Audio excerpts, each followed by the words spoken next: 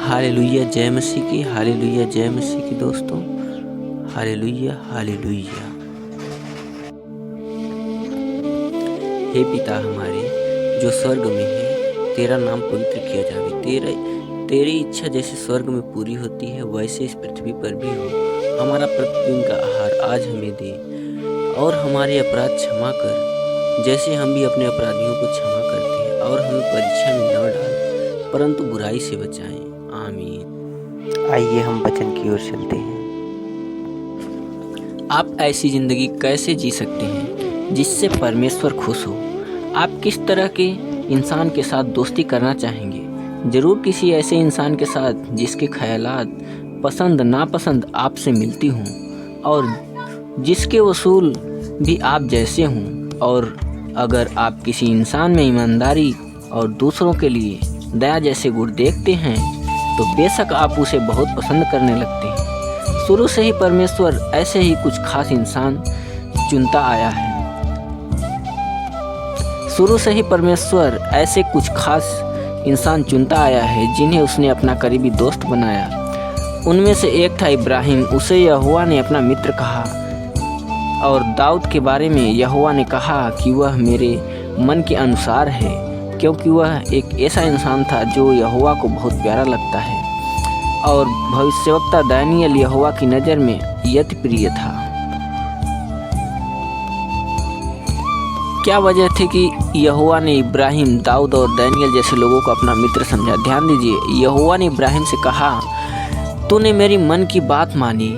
जी हाँ, यहोवा ऐसे लोगों को करीब आता है जो नम्रता से उसका कहा मानते हैं। उसने इस्राएलियों से कहा, मेरे वचन को मानो, तब मैं तुम्हारा परमेश्वर हूँगा और तुम मेरी प्रजा ठहरोगे। अगर आप यहोवा का कहा माने तो आप भी उसके मित्र बन सकते हैं। यहोवा अपने मित्रों की हिम्मत बांटता है। यह जरा सोचिए, परमेश्वर के साथ दोस्ती करने का मतलब है, बाइबल कहती है कि यहोवा की नज़र ऐसे लोगों की तलाश करती रहती है जिनका हृदय संपूर्ण रीति से उसका है, ताकि वह उनकी मदद करने के लिए अपने सामर्थ्य को दिखाए। यहोवा आपकी खातिर भी अपना सामर्थ्य या ताकत कैसे दिखाता है, एक तरीका में बताया गया है, जहां हम पढ़ते हैं, मैं तुझे तालीम दूंगा और जिस राह पर तुझे चलना होगा तुझे बताऊंगा। मैं तुझे सलाह दूंगा, मेरी नज़र तुझ पर होगी। ये शब्द दिखाते हैं कि यहोवा को आपकी कितनी फिक्र है। वह आपको ज़रूरी सलाह देगा, और जब आप उसकी सलाह पर अमल करेंगे तो वह आपको संभालने के लिए आप पर निगाहें रखेगा।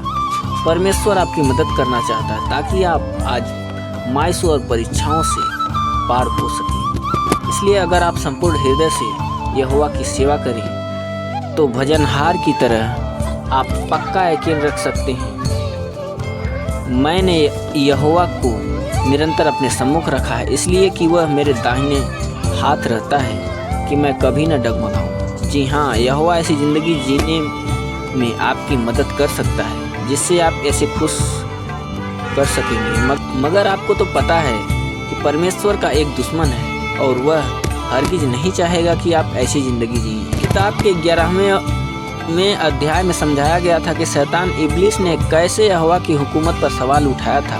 उसने यहोवा पर झूठ बोलने का इल्ज़ाम लगाया, और एक तरह से यह कहा कि यहोवा आदम और हवा को सही गलत का फैसला खुद करने की इजाज़त न देकर उनके साथ जाति कर रहा था। आदम और हवा के पाप करने के बाद जब धरती पर उनकी संतान बढ़ने लगी, तब शैतान ने उनसे हर एक की नीयत पर सवाल उठाया। उसका दावा था कि इंसान प्यार की खातिर यहोवा की सेवा नहीं करते, बल्कि ये मतलबी हैं। मुझे सिर्फ एक मौका दो और मैं किसी को भी परमेश्वर के खिलाफ कर सकता हूँ। बाइबल में आयुब नाम के आदमी की कहानी से पता चलता है कि शैतान को इस बात का पूरा यकीन था कि वह किसी को भी यहोवा के खिलाफ कर सकता है। आयुब कौन था और शैतान की चुनौतियाँ से उसका क्या ताल्लुक था? आयुब आज से करीब 3600 साल पहले आया था। वह एक नेक इंसान था, इसलिए यहोवा ने उसके बारे में कहा, उसके तुल्य खरा और सीधा और मेरा भय मानने वाला और बुराई से दूर रहने वाला मनुष्य और कोई नहीं है। जैसे अध्याय 10 में चर्चा की गई थी, लोगों को गुमराह करने और परमेश्वर से दूर ले जाने के लिए शैतान कई तरकीबें अपनाता है। एक है सीधा हमला। वह गर्जने वाले सिंह की तरह है जो इस खोज में रहता है कि किसको फाड़ खाए। इसलिए हो सकता है कि शैतान आपके दोस्तों और रिश्तेदारों के जरिए आपका विरोध करे ताकि आप बाइबल की सच्चाई सीख न सकें। दूसरी तरफ शैतान एक स्वर्गदूत का रूप धारण करता है। शैतान की इस तरकीब को पहचानना अक्सर आसान नहीं होता। इसमें शैतान ऐसे छिपे हुए फंदे इस्तेमाल करता है जिनके जरिए या तो वह हमें प्यार से फुसलाने की या फिर लालच देकर फंसाने की कोशिश करता है। निराशा की भावना भी उसका ऐसा ही एक फंदा है। शैतान आपको शायद यह महसूस कराए कि आप किसी भी लायक नहीं हैं और यहोवा को कभी खुश नहीं कर सकते। तो चाहे शैतान गर्जने वाले सिंह की तरह हमला करे या फिर ज्योतिर्मय स्वर्गदूत बनकर हमें बड़ी चालाकी से फंसाना चाहे, इसका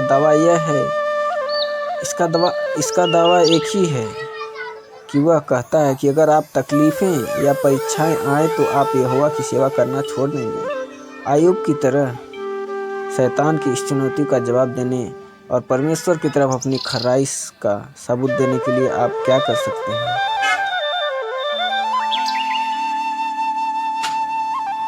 यहोवा को खुश करने के लिए बस इतना काफ़ी नहीं कि आप सिर्फ उन कामों से दूर रहें जिससे वह नफरत करता है। उसके साथ साथ आपको उन कामों से भी प्यार करना चाहिए जिनसे वह प्यार करता है। क्या आप ऐसे लोगों से दोस्ती नहीं करना चाहेंगे जो आपकी तरह सोचते हों, उनकी पसंद नापसंद आपसे मिलती हो और जो उन्हें वसूलों को मानते हों, जिन पर आप चाहते हैं कि यहोवा अपने दोस्तों से ऐसा चाहता है? तो फिर जो बातें यहोवा को अजीज है उन्हीं से प्यार करना सीखिए।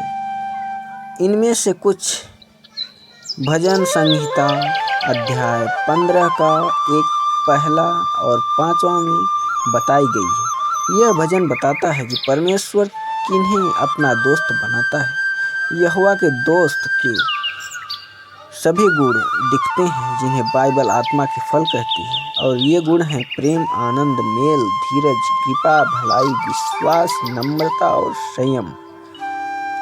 प्रेम, आनंद, मेल, धीरज, कृपा, भलाई, विश्वास, नम्रता और संयम।